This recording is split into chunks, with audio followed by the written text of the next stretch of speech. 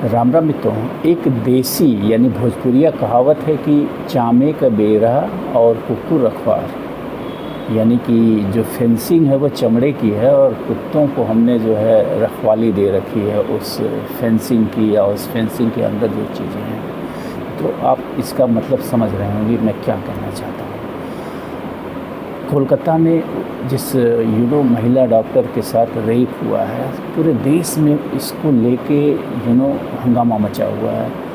लोग we want justice के नारे लगा रहे हैं चारों तरफ। ये कोई इकलौती घटना नहीं है। इस समय अगर आंकड़े देखा जाए विश्वव्यापी तो भारत नंबर 1 पे है रेप केसेस में। वैसे दुनिया भर में रेप होते हैं, कोई भी सभ्य से सभ्य देश नहीं बचा है जहां इस तरह के अपराध महिलाओं के साथ न होते हों।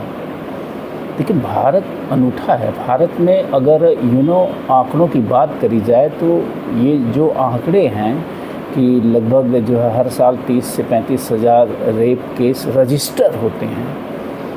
अनरजिस्टर्ड कितने केसेस रह जाते हैं महिलाओं के उत्पीड़न के, जिसकी कोई गणना नहीं करी जा सकती अगर हम अपने सामाजिक फैब्रिक को देखें तो मेरा कहने का तात्पर्य सिर्फ और सिर्फ ये है कि ये जो रेप हो रहे हैं महिलाओं के साथ, इतने जघन्य तरीके से रेप जो हो रहे हैं, मैं कहूँगा कि ये जानवर की ब्रीड कहाँ से समाज में पनप रही है। इनको प्रश्रय कौन दे रहा है? कौन लोग हैं जो दोषी हैं ऐसे लोगों को ऐसे लोगों की उत्पत्ति में कि समाज में ऐसे लोग जीवित हैं और ऐसे कांड करके भी बच जा रहे हैं। तो मैं सीधे कहना चाहूँगा कि इस तरह की जितनी भी आपराधिक घटनाएं हैं, चाहे वो हत्या हो, चाहे वो बलात्कार हो, चाहे वो अपहरण हो, चाहे वो लूट हो, इन सबके पीछे जो सबसे बड़ा कारण है वो कारण आप हैं। आप मीन्स आप और हम सब कारण हैं इसके। आप कहेंगे कि हम भाई क्यों कारण हैं? अपराध तो किसी और ने किया है। उस अपराध की पृष्ठभूमि तैयार करने में हम सबका योगदान है। मैं इसको एक छोटा सा एग्जांपल दूंगा आपकी संसद का। जो संसद होती है लोकतंत्र में, संसद ही के पास सारे अधिकार होते हैं। संसद में बैठने वाले जो हमारे सांसद होते हैं वही देश के लिए कानून बनाते हैं। तो आप अपने संसद की एक झलक देखिए तो 2009 में हमारे संसद में आपराधिक पृष्ठभूमि वाले सांसदों की संख्या 30% थी। 2014 में ये बढ़ के 34% हो गई। 2019 में ये अचानक से 10% का छलांग लेके 43% हो गई। और ऐसे में जब माननीय नरेंद्र मोदी जी सत्ता में आए थे, और सत्ता में आने से पहले मुझे उनके वो भाषण याद हैं जिसमें वो चीख के कहते थे कि वो अगर राजनीति में आए तो उन्होंने वो राजनीति से अपराधीकरण का सफाया करेंगे। उस सफाया के दौर में ये 10% की ग्रोथ हुई। 2019 के चुनाव में ये संख्या 43% हो गई और इस बार के चुनाव में ये संख्या बढ़ के 46% हो गई। यानी लगभग आधे सांसद आपके दागी हैं और इनमें से 27% ऐसे सांसद हैं जो दोष सिद्ध हैं, यानी उनके ऊपर अपराध सिद्ध हो चुका है, फिर भी वो या तो जमानत पे या फिर जेल से सांसद बने बैठे हुए हैं। माय गुडनेस, 31% यानी 170 सांसद ऐसे हैं जिनके ऊपर गंभीर अपराध के मामले हैं, यानी हत्या, अपहरण और बलात्कार। कई सारे बलात्कारी भी हैं जिनके ऊपर बलात्कार के मुकदमे चल रहे हैं। तो जिस देश के, ये सिर्फ संसद का आंकड़ा मैं दे रहा हूँ, राज्यों की विधानसभाओं की स्थिति इससे भी बुरी है। आप आंकड़ों को सर्च करिए, आंकड़ों को देखिए। ADR के आंकड़े हैं, एसोसिएशन फॉर डेमोक्रेटिक रिफॉर्म नाम की एक संस्था है जो लगातार देश में लड़ रही है। मैं साधुवाद दूंगा इस संस्था को जो लगातार लोकतंत्र में सुधार के लिए लड़ाई लड़ रही है। तो ADR के ये आंकड़े हैं, ये है हमारे सांसदों की स्थिति। अब कल्पना करिए कि जिस देश की संसद में अपराधी बैठे हों, जिस देश की पुलिस इस नेक्सस का हिस्सा हो, जिस देश की पुलिस निष्पक्ष न हो, जिस देश की अदालतें पैसा लेके ज़मानत दे देती हों, ऐसे में आपके वी वांट जस्टिस से क्या होने वाला है? दोषी आप हैं। हमें बदलना पड़ेगा पूरे एंटायर सिस्टम को।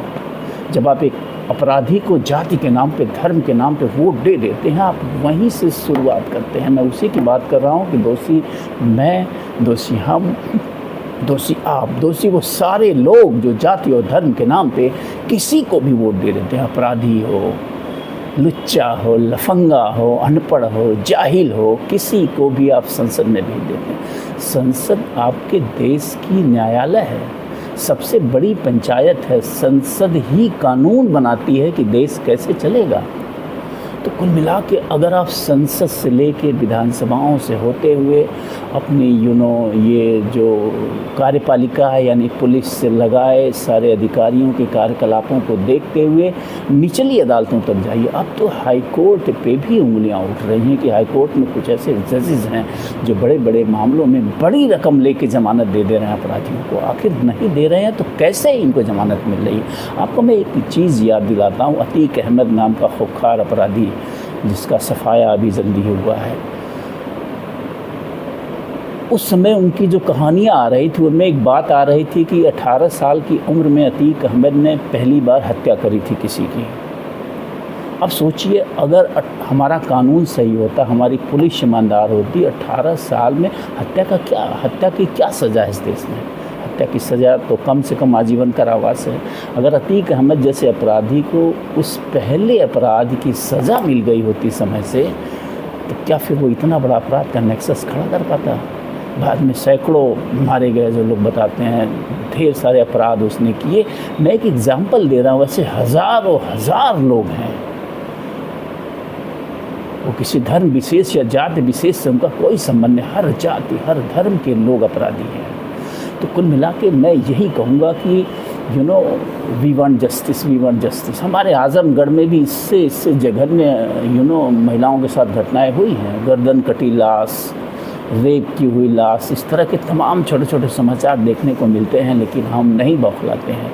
हम कभी कोई मसला जो सुर्खियों में आ जाता है तो गली गली में वी वांट जस्टिस वाले खड़े हो जाते हैं 2-4 दिन के लिए। 2-4 दिन में ये सारे वी वांट जस्टिस वाले भूल जाते हैं कि वो किसके लिए जस्टिस मांगे थे, उसे जस्टिस मिला कि नहीं, और फिर सब कुछ ठंडे बस्ते में चला जाता है। फिर वही सिस्टम काम करता है जो मैं बता रहा हूँ आपको। तो कुल मिला के मेरा कहने का तात्पर्य यह है कि वी वांट जस्टिस, ठीक है, ज़रूरत है इसकी भी, मैं इसकी आलोचना नहीं कर रहा हूँ, लेकिन सिर्फ इसी की ज़रूरत नहीं है। तो मेरा कुल जो कहने का मकसद है वो सिर्फ और सिर्फ इतना है कि हमें इंटायर सिस्टम को बदलने की ज़रूरत है। जब तक हम इंटायर पूरी पॉलिटिकल सिनारियो जो हमारे देश का है, ये जो नेक्सस है अपराध का, पुलिस का, राजनीति का, हमारी जुडिशरी का, ये नेक्सस हमें तोड़ना पड़ेगा। ये नेक्सस तब टूटेगा जब हमारी संसद में योग्य और काबिल लोग पहुंचेंगे, ईमानदार लोग पहुंचेंगे। और वो कैसे पहुंचेंगे? जब हम और आप वोट देना सीखेंगे, जब हम और आप जाति और धर्म से कि इन संकुचित विचारधारा से ऊपर उठकर मेरिट पर वोट देंगे, राष्ट्र हित में वोट देंगे। आज देश में अगर सबसे ज़्यादा किसी चीज़ की कमी है तो राष्ट्र प्रेम की कमी है। 15 अगस्त आया था, आप देखे होंगे, तो 15 अगस्त के सेलिब्रेशन को देख के ऐसा लगता है कि भारत के एक एक व्यक्ति में राष्ट्रवाद कूट के भरा हुआ है। My goodness. लेकिन असल में ये सब अधिकांश इसमें से हैं जो दिखावे वाले हैं। राष्ट्रद्रोही का मतलब क्या होता है? राष्ट्रद्रोह का मतलब क्या होता है? जब आप अपने अधिकारों के साथ साथ अपने कर्तव्यों का निर्वहन नहीं करते हैं तो आप राष्ट्रद्रोही हैं। एक सरकारी कर्मचारी जब घूस लेता है, घूस लेके काम करता है, वो राष्ट्रद्रोही है। एक डॉक्टर जब मुनाफाखोरी के लिए काम करता है तो वो भी राष्ट्रद्रोही है। एक पुलिस वाला जब निष्पक्ष विवेचना नहीं करता है तो वो सबसे बड़ा राष्ट्रद्रोही है। इस तरह से आप देखेंगे तो इस देश के कोने कोने में पूरा का पूरा सिस्टम जो है राष्ट्रद्रोहियों से भरा हुआ है। अगर राष्ट्रद्रोह को सही ढंग से परिभाषित किया जाए तो ये दीमक है, आंतरिक दीमक है जो देश को लगातार खोखला करते जा रहे हैं। इन दीमकों को ख़त्म करने के लिए हमें लोकतंत्र है देश में। ये बहुत बड़ा सौभाग्य है कि लोकतंत्र है, हमारे वोट से ही सरकार बनती है, लेकिन हम वोट देना भूल गए हैं। हमने वोट का सही उपयोग करना नहीं सीखा। अगर आप एक स्वस्थ समाज चाहते हैं, एक सुरक्षित समाज चाहते हैं, एक समृद्ध समाज चाहते हैं, जहाँ न्याय हो हर किसी के साथ, जस्टिस हो हर किसी के साथ, तो हमें अपनी संसद को न्यायप्रिय लोगों से भरना पड़ेगा। अपनी विधानसभाओं को न्यायप्रिय लोगों से भरना पड़ेगा, न कि धर्म के नाम पे, जाति के नाम पे लुच्चों, लफंगों, अपराधियों, अपहरणकर्ताओं, बलात्कारियों से भर दिया है आपने। शर्म आनी चाहिए हमें कि हम किन किन लोगों को अपना सांसद और विधायक बना दिए हैं। अगर कोई अंतर्राष्ट्रीय सोच का व्यक्ति अगर भारत की संसद की तरफ नज़र डालता होगा, भारत की विधानसभाओं को देखता होगा, भारत की पॉलिटिक्स को देखता होगा, भारत की पुलिस की कार्य पद्धति को देखता होगा, तो माय गुडनेस वो क्या सोचता होगा आप समझ भी नहीं पाएंगे। तो कुल मिला के we want justice, okay, not a bad, लेकिन सिर्फ यही ओके नहीं है। असल ओके जो है वो ये है कि हम अपने जनप्रतिनिधियों को सही से चुनें, अपने मताधिकार का सही से प्रयोग करें। मैं बार बार इस बात को कहता हूँ। अभी हाल ही में मैंने एक वो समाचार देखा है, बीजेपी हारने के बाद, हारना मतलब इसको हारना ही कहा जाएगा कि जब आप जनता से 400 सीट मांग रहे थे और जनता ने आपको 240 पे ला के रोक दिया, तो एक प्रकार की नैतिक हार ही है, मेरा जो मानना है। तो हारने के बाद भाजपा ने कोई एक मिशन शुरू करने वाली है, सदस्यता अभियान, जिसमें 10 करोड़ नए सदस्यों को जोड़ने का लक्ष्य रखा गया है। बचिए, मैं देश के युवाओं से कह रहा हूं कि आप किसी राजनीतिक दल की सदस्यता लेने से बचिए। यहीं से शुरुआत होती है आपके वैचारिक पतन की। आपकी वैचारिक स्वतंत्रता जो है यहीं से बाधित होनी शुरू होती है और आप एक गुलाम मानसिकता के युवा बन के रह जाते हैं। फिर आप निष्पक्ष होकर सही और गलत पे नहीं बोल पाते हैं। तो कुल मिला के मैं यही कहूँगा कि देश को अगर बचाना है तो हमें अपने लोकतंत्र को बचाना होगा, हमें अपने लोकतंत्र को मजबूत और स्वस्थ करना होगा और हमें एक स्वस्थ वोटर बनना होगा। जाति, धर्म या फिर किसी अन्य कारण से वोट न देकर सिर्फ और सिर्फ मेरिट पे वोट देना होगा। तब जाके इस प्रकार के अपराध, इस प्रकार के भ्रष्टाचार, जो भी बुराइयां हैं देश में, उन पे अंकुश लग पाएगा। धन्यवाद।